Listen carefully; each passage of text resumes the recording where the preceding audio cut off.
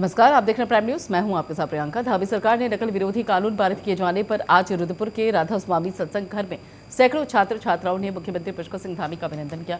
मुख्यमंत्री ने कहा कि पहले भी भर्ती घोटाले होते रहे हैं और जांच भी होती रही है, लेकिन अपराधी बचते रहे। लेकिन हमारी सरकार ने ऐसे अपराधियों के खिलाफ सख्त कदम उठाया है और भर्ती घोटालों में शामिल 60 से ज्यादा दोषी को भी जेल भेजा गया। सरकार ने अपना काम कर दिया है। अब ये मामला न्यायालय के अधीन है। उन्होंने कहा कि अब सरकार एक मजबूत नकल कानून लाई है और ताकि परीक्षाएं नकल विहीन पारदर्शी तरीके से आयोजित हो सके।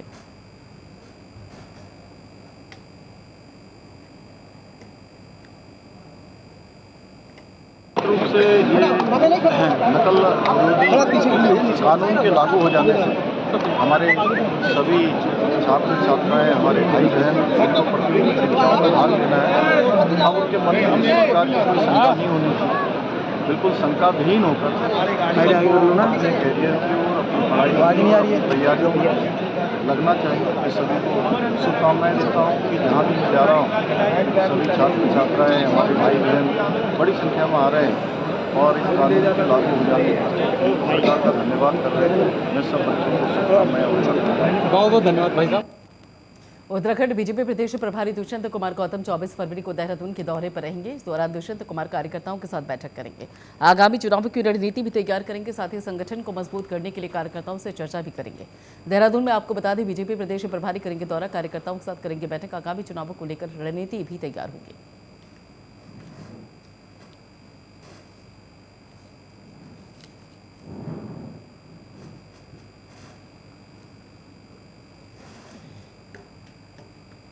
बजट सत्र से पहले पे राष्ट्रपति के अभिभाषण को भाजपा शक्ति केंद्रों तक पहुंचाने के लिए कार्य कर रही है और इस संबंध में बीजेपी प्रदेश महामंत्री आदित्य कोठारी ने जानकारी दी। उन्होंने बताया कि राष्ट्रपति के अभिभाषण में पीएम मोदी के 9 साल के कार्यकाल के महत्वपूर्ण कार्यों का विवरण है, जिसे जन जन तक पहुंचाने का उद्देश्य से भाजपा ने 20 फरवरी से लेकर 30 मार्च तक कार्यक्रम चलाए हैं। उस शक्ति केंद्र में पड़ने वाले बूथों के 200 से अधिक लोग जो है प्रत्येक शक्ति केंद्र में रहेंगे।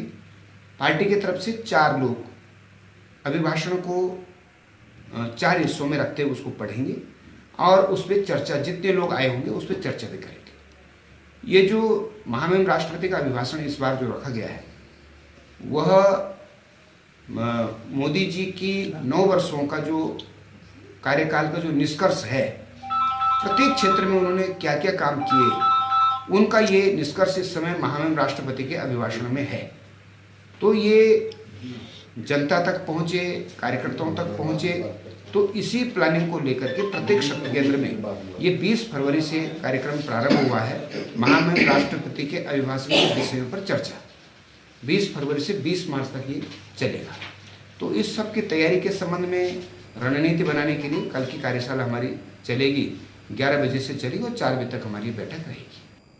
तीर्थनगरी हरिद्वार में पहली बास्केटबॉल की राष्ट्रीय प्रतियोगिता का आयोजन किया जा रहा है। प्रतियोगिता दिनांक 24 फरवरी से लेकर 26 फरवरी तक चलेगी। 3 दिवसीय टूर्नामेंट में नॉर्थ की नामचीन बास्केटबॉल टीम भाग ले रही है। हरिद्वार के लोगों का पहली बार बास्केटबॉल के राष्ट्रीय स्तर के खिलाड़ियों को खेलते हुए देखने का अवसर मिलेगा। जिला बास्केटबॉल एसोसिएशन के सचिव संजय चौहान ने बताया कि टूर्नामेंट का उद्घाटन मुख्य अतिथि के तौर पर उपस्थित माननीय सांसद डॉक्टर रमेश पोखरियाल निशंक करेंगे। उन्होंने बताया कि समापन सत्र 26 फरवरी को शाम 4 बजे सीएम पुष्कर सिंह धामी करेंगे।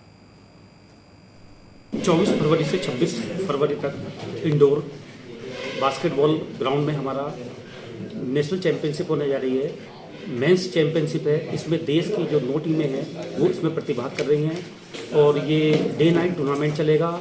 ऑल इंडिया बेस का टूर्नामेंट है। जितने भी प्लेयर हैं सब बाहर से आ रहे हैं और सारे प्रोफेशनल प्लेयर हैं। ये हमारे उत्तराखंड के लिए एक बहुत बड़ी उपलब्धि है। उत्तराखंड सरकार के माननीय मुख्यमंत्री जी पुरस्कार वितरण समारोह क्लोजिंग सेरेमनी में रहने वाले हैं 26 तारीख को, और इस कार्यक्रम की जो ओपनिंग सेरेमनी है उसमें इस प्रदेश की खेल मंत्री माननीय रेखा आर्य जी और पतंजलि योग पीठ के महामंत्री आचार्य बालकृष्ण जी और हरिद्वार लोकसभा के यशस्वी सांसद पूर्व मुख्यमंत्री डॉक्टर निशंक जी रहने वाले हैं। और समापन समारोह में माननीय पर्यटन मंत्री सतपाल महाराज जी, पूर्व मंत्री माननीय मदन कौशिक जी और हमारे तीनों स्थानीय विधायक आदरणीय आदेश चौहान जी, प्रदीप बत्रा जी, ये सब लोग और स्थानीय जनप्रतिनिधि सभी लोग इसमें रहेंगे। जैसे प्रधानमंत्री जी का एक विजन है, पिछले काफी समय से खेलो इंडिया को लेकर के उन्होंने जो एक अलग देश के युवाओं में जगाने का काम किया है, उससे उत्तराखंड भी अछूता नहीं है। तो उसी निमित्त हम लोगों ने भी लगातार प्रयास किए। जिले और प्रदेश स्तरीय कार्यक्रम हम लोग कराते रहते हैं, लेकिन अब ऐसा लगा कि माननीय प्रधानमंत्री जी का स्नेह और आशीर्वाद जिस प्रकार से देश के युवाओं और खिलाड़ियों को मिल रहा है उसी से प्रेरित होकर के हमने भी एक प्रयास किया है और वो प्रयास सफल हो, ऐसा मुझे लगता है।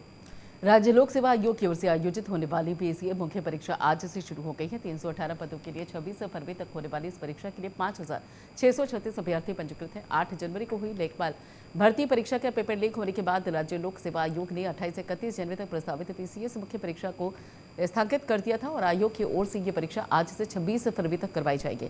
राज्य से बाहर और राज्य में स्थित परीक्षा केंद्रों तक आने जाने के लिए अभ्यर्थी परिवहन निगम साधारण सेवा का निःशुल्क इस्तेमाल कर सकते हैं। लगता है पारदर्शी हो रहा है, ऐसा इसमें कुछ नहीं पाया गया। नॉर्मल जैसे वो प्रोसेस यूकेपीएससी से पेपर कराता था, सेम वैसे ही पेपर करा रहा है। इसमें मुझे तो फिलहाल कोई शक नहीं है। तो युवा संतुष्ट हैं? देखिए, जो इससे पहले अभी मुद्दा उठ रहा था वो मेरे ख्याल से अभी कोर्ट के अधीन ही है और अभी लेटेस्ट जजमेंट में भी उन्होंने यही कहा है कि इसका रिज़ल्ट जो है वो कोर्ट के रिट के अधीन ही रखा जाएगा, जो भी इसका परिणाम आएगा। तो एज अ परीक्षार्थी मुझे मतलब अभी फ़िलहाल फोकस पेपर पर है, बाकी जो होगा वो तो खैर आगे का देखा जाएगा। अल्मोड़ा ने जनपद के मुख्य शिक्षा अधिकारी सत्यनारायण ने 9 विद्यालयों के प्रधानाचार्य को शासकीय पत्र भेजा है, जिसमें कक्षा 9 से लेकर कक्षा 11 के छात्र छात्राओं को एबीवीपी के होने वाले कार्यक्रम में शामिल होने के आदेश जारी किए गए। और इसको लेकर कांग्रेस के मुख्य प्रवक्ता गरिमा महराज सोनी ने कहा कि बीजेपी आज लोकतांत्रिक मूल्यों का हनन करने पर उतारी हो गई है और भाजपा को अपने गिरबान में झांकने की जरूरत है। और एक तरफ तो बीजेपी राहुल गांधी की भारत जोड़ो यात्रा में बच्चों के इस्तेमाल का अनर्गल आरोप लगाती है और वहीं दूसरी ओर सरकार शिक्षा अधिकारी कक्षा 9 से लेकर 11 के मासूम बच्चों को भीड़ बढ़ाने के लिए एबीवीपी के कार्यक्रम में जबरन भेजे जाने की बात कह रही है। बहुत अफसोसजनक है। एक ऐसा व्यक्ति जिसका वृहद अनुभव है, जिसका वृहद ज्ञान है, जो अपने आप में एक एजुकेशनल इंस्टीट्यूट है, पॉलिटिक्स के जो एस्पिरेंट्स हैं, जो पॉलिटिक्स में कुछ करना चाहते हैं, उनके पास सीखने के लिए बहुत कुछ है कोश्यारी जी से। और कोश्यारी जी तो एक समय पर किंग मेकर की भूमिका में रहे हैं, पूर्व मुख्यमंत्री हैं सूबे के और कई लोगों को फर्श से अर्श पर पहुंचाने का काम महत्वपूर्ण योगदान कोश्यारी जी ने दिया। लेकिन जब वानप्रस्थ की ओर वो अब अग्रसर हो चले हैं और महाराष्ट्र के गवर्नर पद से इस्तीफा देकर आए हैं, तो जिस गर्मजोशी से स्वागत सत्कार उनका होना चाहिए था वो नहीं हुआ। एक फौज का सिपाही भी जब रिटायरमेंट होकर आता है तो फूल मालाओं से, ढोल नगारों से उनके गांववासी उनका स्वागत करते हैं, मिष्ठान वितरण करते हैं, दावतें दी जाती हैं कि एक व्यक्ति ने 40-50 साल देश सेवा में लगा दिए। और वही कोश्यारी जी ने आरएसएस को और भाजपा को इतना सब कुछ अपना न्यौछावर कर दिया। उसके बाद देखने को मिला कि कार्यकर्ता ही उनसे दूर भाग रहा है। कोई जो सत्कार था, जो स्वागत था, बहुत फीका था और ठंडा था। और स्वयं मुख्यमंत्री जिनके कोश्यारी जी गॉडफादर कहे जाते हैं सियासी गलियारों में और कहीं ना कहीं गुरु माने जाते हैं कोश्यारी जी धामी जी के, वो धामी जी तक 5वें दिन पहुंचते हैं गुलदस्ता लेकर कोश्यारी जी से मुलाकात करने। तो दाल में ज़रूर कुछ काला है। और दुख हुआ ये देखकर कि किस तरह से भाजपा दोहन और शोषण करती है आदमी की काबिलियत का, उसकी क्षमता का, उसके बाद उसको दूध में से मक्खी की तरह बाहर निकाल दिया जाता है। टेरी में यूथ कांग्रेस ने सरकार के खिलाफ प्रदर्शन किया और भर्ती घोटालों में सीबीआई जांच की मांग की है। यूथ कांग्रेस के जिलाध्यक्ष संदीप कुमार ने कहा कि कांग्रेस भर्ती घोटालों की लगातार सीबीआई जांच कराने की मांग कर रही है, लेकिन सरकार जांच कराने को लेकर तैयार नहीं। प्रदेश सरकार युवाओं को पुलिस की लाठी के बल से डरा करने का काम कर रही है। यहाँ पर जो मुख्य कार्यक्रम था यूथ कांग्रेस के द्वारा यहाँ पर पुतला दहन किया भाजपा सरकार का। कांग्रेस के लोग लगातार मांग कर रहे हैं कि भारतीय जनता पार्टी के कार्यकाल में जिस तरह से लगातार भर्ती घोटाला हो रहा है, जिस तरह से महंगाई बढ़ रही है, जिस तरह से महिलाओं के साथ अत्याचार हो रहा है, इन सब मांगों को लेकर कांग्रेस जो है लंबे समय से आंदोलनरत रहे। लेकिन बड़े दुख के साथ कहना पड़ रहा है कि भारतीय जनता पार्टी की सरकार ने जो यहाँ के युवाओं से वादा किया था, जो यहाँ की मातृशक्ति से वादा किया था, जो सुशासन की बात करी थी, जो लोगों को रोजगार देने की बात करी थी, जो किसानों की आय दुगनी करने की बात करी थी, जितने भी वादे भारतीय जनता पार्टी की, चाहे वो प्रदेश की सरकार हो, चाहे वो देश की सरकार हो, जो भी उन्होंने वादे इस देश की जनता से, इस प्रदेश की जनता से किया था, एक भी वादा जो है उन्होंने पूरा नहीं किया। और लगातार इस प्रदेश में जिस तरह से आप देख रहे हैं भर्ती घोटालों में जो है भर्तियों में घोटाले हो रहे हैं, नौजवानों के भविष्य के साथ खिलवाड़ किया जा रहा है, हमारी बहनों के साथ में जो है अन्याय हो रहा है, उनकी सुरक्षा की कोई सरकार गारंटी नहीं दे रही, महंगाई आसमान छू रही है। ये तमाम मुद्दे जो हैं कांग्रेस लगातार उठा रही है। लेकिन बड़े दुख की बात है, बहुत ही दुख के साथ कहना पड़ रहा है कि भारतीय जनता पार्टी के कानों में जूं नहीं रेंग रहा है और जनता चाहती है कि यदि इसी तरह से भारतीय जनता पार्टी का शासन चलता रहा तो आने वाले समय में भारतीय जनता पार्टी को बहुत बड़ा नुकसान भुगतना पड़ेगा। इसके लिए सारे प्रदेश के लोग, सारे युवा, सारे महिलाएं, सारे नौजवान एक साथ होकर के भारतीय जनता पार्टी के खिलाफ झंडा बुलंद करने का काम करेंगे, आवाज़ बुलंद करने का काम करेंगे। विश्व प्रसिद्ध यमुनोत्री धाम के लिए जल्द ही रोपवे शुरू होने जा रहा है और इसके लिए पीपीपी मोड पर आज सरकार ने प्राइवेट कंपनी के साथ अनुबंध कर दिया है। पर्यटन मंत्री सतपाल महाराज ने बताया कि रोपवे का पीपीपी मोड पर अनुबंध हो गया है और जल्द ही इसका कार्य शुरू हो जाएगा। रोपवे बनने से 5.5 किलोमीटर का सफर 15 मिनट में हो जाएगा और इस रोपवे में 500 लोग एक बार में यमुनोत्री धाम पहुंच जाया करेंगे और जो कि यात्रा के लिए बहुत अच्छा है। इसकी लागत 167 करोड़ रुपए है और इससे यात्रा बेहद सरल हो जाएगी। आज विश्व प्रसिद्ध 4 धामों में से एक यमुनोत्री धाम के लिए रोपवे परियोजना का अनुबंध किया गया है। जानकी चट्टी खरसाली से यमुनोत्री धाम तक रोपवे परियोजना पीपीपी मोड पर विकसित इसको किया जा रहा है। इसकी लंबाई 3.38 किलोमीटर्स है और इसकी अनुमानित लागत जो है 167 करोड़ रुपए है। इसके साथ साथ इस रोपवे परियोजना का निर्माण मेसर्स SRM इंजीनियरिंग एंड फिल इंडस्ट्री लिमिटेड द्वारा किया जाएगा। इसमें प्रत्येक घंटे 500 व्यक्ति जो है जा पाएंगे और आपकी जो 5.5 किलोमीटर की जो यात्रा है वो 15-20 मिनट के अंदर पूरी हो जाएगी। ये हमारे लिए बहुत ही गौरव की बात है कि सबसे कठिन यात्रा को अब सरल किया जा रहा है। माननीय मुख्यमंत्री जी का और माननीय प्रधानमंत्री जी का जो निर्देश है कि हमारी यात्रा सुरक्षित हो, सरल हो, आज उसी के तहत जो है ये हमारा जो है यहाँ पर यमुनोत्री के अंदर जो है रोपवे का अनुबंध किया गया है।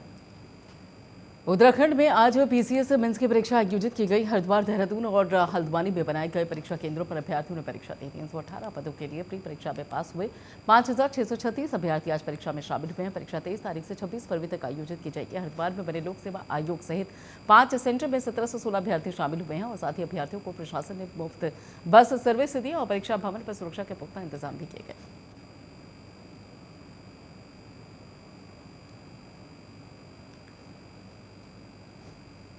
दिनेशपुर में भारतीय जनता पार्टी के दिनेशपुर मंडल के कार्यकर्ताओं की बैठक हुई है। बैठक में आगामी चुनावों की रणनीति तैयार की गई। इस दौरान क्षेत्रीय विधायक अरविंद पांडे ने कहा कि आगामी लोकसभा चुनाव में पीएम मोदी का जीतना तय है। बैठक एक ये नियमित दिनचर्या में हमारे पार्टी के संविधान में और नई कार्यकारिणी का गठन हुआ है। इसे कार्यकारिणी की ये पहली बैठक है। मैं मंडल अध्यक्ष हमारे अनाजी रंजन मंडल जी, ये इनकी विशेषता है और इनके कार्य की गुणवत्ता है कि संगठन ने इस गुणवत्ता को देखते हुए इनको दूसरी बार मंडल अध्यक्ष रिपीट किया है। ऐसा प्रदेश में बहुत कम होता है, बहुत कम, लेकिन इनके कामों को देखते हुए संगठन ने दूसरी बार मंडल अध्यक्ष बनाया है। और आज उस कार्यकारिणी की विधिवत कार्यशाला है और 100% उपस्थिति है। मैं इनको शुभकामना देता हूँ, बधाई देता हूँ।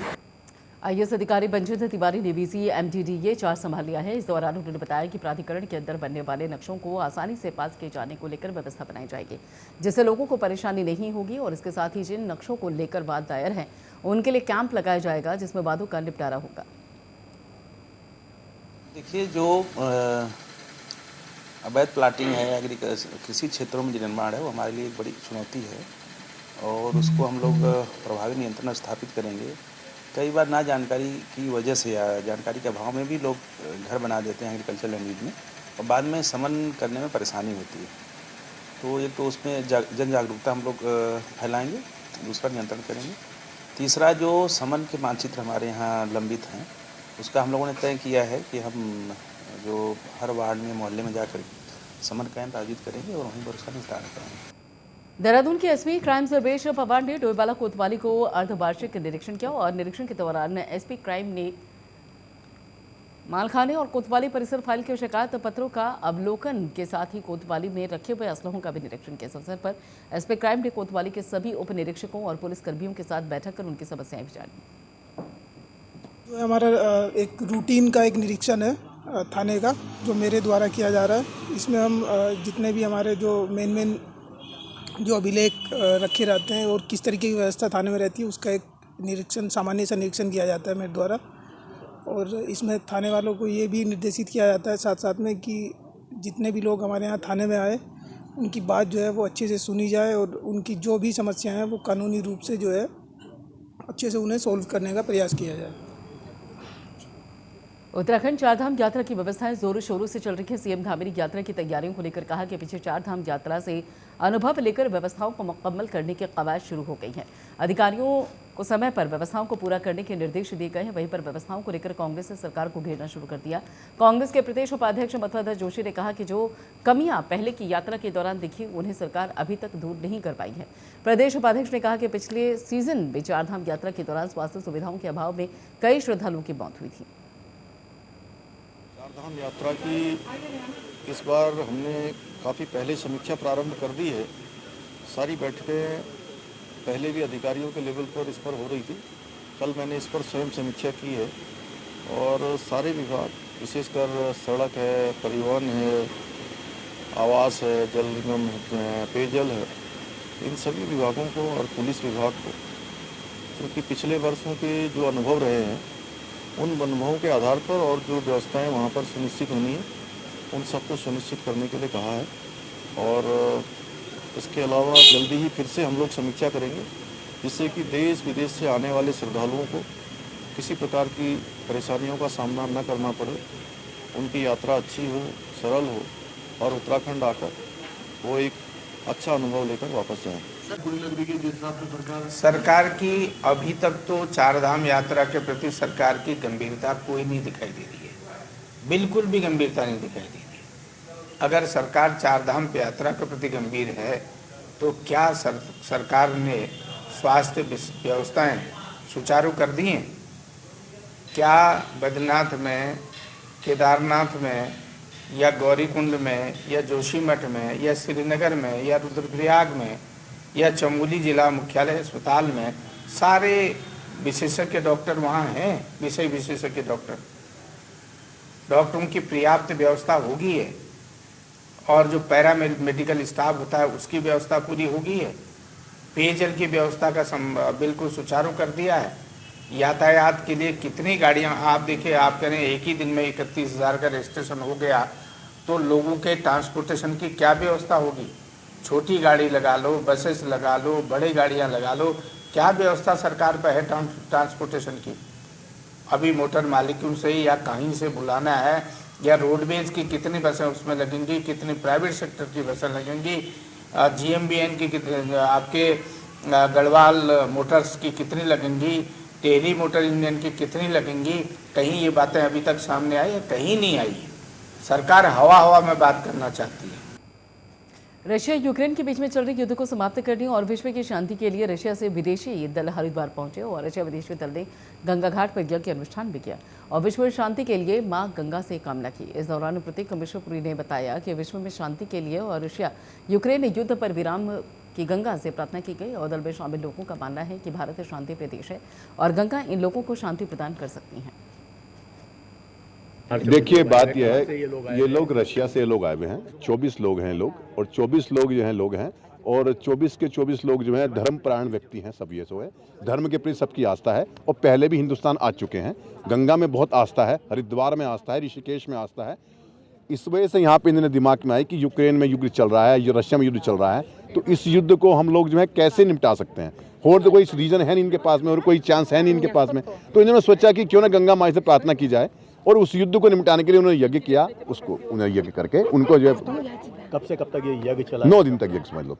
हाँ, 9 दिन। लेकिन ये बताने वाली बात नहीं है। नहीं, एक कहाँ से लोग हैं ये? सब रशिया से लोग हैं, सब इसमें इंजीनियर्स भी हैं, प्रोफेसर्स भी हैं और टीचर्स भी हैं, सब लोग हैं। तो 1 साल हो चुका है। हाँ, अब इनको दिमाग में आ रही है कि शायद भगवान भी हेल्प कर सकता है। आखिर युद्ध क्यों हो रहा है? अभी आपने बताया कारण युद्ध की विशेष रूप से, क्योंकि ये कहीं ना कहीं रशिया के लोग हैं और चूँकि भारतीय सनातन परंपरा है जिसमें कि यहाँ पे परंपरा रही है, इसमें इनका क्या है, कैसे आस्था है इनकी? इनकी आस्था हिंदुस्तान पे प्रति सनातन धर्म में विशेष आस्था है। सनातन धर्म के अंदर जो है माँ मतलब गंगा में, गणेश जी में और रामायण के अंदर इन सब में बहुत आस्था है, ज्योतिष में बहुत आस्था है। इसलिए आस्था के प्रतीक के रूप में यहाँ पे आए लोग और यहाँ पे आके इन्होंने पूजन किया और जिन्होंने यहाँ पे यज्ञ किया। ये पहले भी आ चुके हैं? पहले सब लोग नहीं आए, कुछ लोग आ चुके हैं पहले भी, लेकिन ये लोग अभी आए। क्या कुंडली वगैरह में भी? हाँ, जन्म पत्नी पूरा विश्वास करते हैं लोग, ज्योतिष में विश्वास करते हैं। ठीक है, मैंने बताया कि आपको जैसे कि इंजीनियर्स हैं, डॉक्टर्स हैं, प्रोफेसर्स हैं, योगा टीचर्स हैं, ज्योतिषी हैं, सब लोग। हल्द्वानी के कुमाऊं में साइबर क्राइम के मामले में दिन प्रतिदिन बढ़ोतरी देखने को मिल रही है, जिससे ऑनलाइन ठगी और साथ ही क्लोन एटीएम में हैकिंग और फर्जी स्कीम के जरिए ठगी करने वालों की फहरिस्त काफ़ी लंबी है। और इस साइबर ठगी की खैर नहीं है, क्योंकि अब बाहरी राज्यों में साइबर ठगी को अंजाम दे रहे ठगों को दबोचने के लिए कुमाऊं से 2 पुलिस टीमें रवाना हुई हैं, जिसमें 15-15 सदस्य हैं, जो कि 7 राज्यों में दबिश देकर 241 मामलों में 360 आरोपियों को दबोचना का कार्य करेंगे। सभी आरोपी नैनीताल और साथ ही यूएस नगर के जिले में हुई साइबर ठगी के मामलों में वांछित हैं।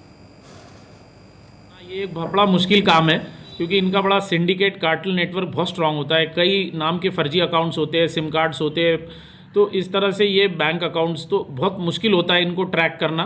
खासकर जैसे ये जामतारा, मेवात ऐसे जो बने हैं इनके सेंटर्स, तो वहाँ पर हमने जो है केसेस पहले इनको सबसे पहले तो वर्कआउट करा। एक जो है सीओ ऑपरेशंस जो है माननीय पुलिस महानिदेशक महोदय के अंदर, तो इनके अंदर हमने टेक्निकल टीमें बनाई, केसेस को वर्कआउट किया, लोगों को आइडेंटिफाई किया कि भाई हाँ ये केस हुई है, ये केस तो करीब ऐसे 500 से ज़्यादा केसेस कुमाऊं में पेंडिंग चल रहे थे, तो इसमें से 241 केसेस को हमने वर्कआउट किया है। और वो देखने को आया कि जब पुलिस यहाँ रेड करती है कुछ ऐसे जगहों पे, तो उसमें रेजिस्टेंस भी होता है। कई बार पुलिस को जो है जैसा मेवात वगैरह एरिया है या इधर जामतारा है, तो पुलिस को रेजिस्टेंस होता है, तो इसमें एक बड़ी फोर्स जाए जिसमें जो है एक कॉमन टाइप से रेड हो और जो है अच्छा रिजल्ट भी निकले। तो इसमें 2 बड़ी टीमें जो है वो कल बनाई गई, जिसमें 32 लोग जो 2 टीमों में भेजे गए 7 राज्यों में। तो इसमें हमारे 241 केसेस जो है वो इसमें है टारगेट में रखे हैं, जिसमें 360 अभियुक्त है। तो ये टीमें जो है इन साइबर केसेस को वर्कआउट करेगी और पूरा ये साइबर नेटवर्क का जो है एक उसको ध्वस्त करेगी। जब पुलिस किसी राज्य से लगातार रेड करती है तो उस राज्य के केसेस होना भी कम हो जाता है। ये आमतौर पे देखने को आया है कि जहाँ की पुलिस एक्टिव होती है, प्रोएक्टिव होती है, तो उन राज्यों पे साइबर अटैक्स कम होते हैं। फिर किचा के पुलभट्टा थाना क्षेत्र में अवैध नशे और गोकशी से अर्जित की गई संपत्ति के मामले में पुलिस ने 2 लोगों पर गैंगस्टर के तहत कार्रवाई की। लगभग 2 करोड़ 14 लाख की संपत्ति को पुलभट्टा पुलिस प्रशासन ने सीज कर दिया है। उत्तराखंड में होने वाली ये पहली कार्रवाई है और इसमें किसी नशा तस्कर और गोकशी से अर्जित की गई संपत्ति को जब्त किया गया है। वहीं पर मामले में पुलिस क्षेत्राधिकारी ओम प्रकाश शर्मा ने बताया कि दोनों आरोपियों पर गैंगस्टर की कार्रवाई की जा चुकी है, जबकि एक आरोपी फरार चल रहा है। अवैध नशे और गोकशी पर कार्रवाई उत्तराखंड गवर्नमेंट और हमारे वरिष्ठ अधिकारियों का निर्देश है कि 2025 तक उत्तराखंड को नशा मुक्त बनाना है। इस क्रम में हम लगातार एनडीपीएस के तहत नशा करने वाले, नशा बेचने वाले लोगों के खिलाफ कार्रवाई कर रहे हैं।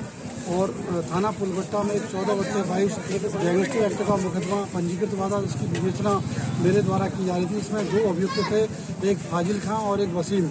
फाजिल खां स्मैक का तस्कर है, जबकि वसीम गौ तस्कर है। इनके खिलाफ रुड़की में आपसी विवाद में 2 पक्षों में जमकर लाठी डंडे चले। हर मामला गंगनहर कोतवाली के पनियाला गांव का है। घटना का वीडियो सोशल मीडिया पर वायरल हो गया है और साथ ही पुलिस वायरल वीडियो के आधार पर मामले की जांच कर रही है।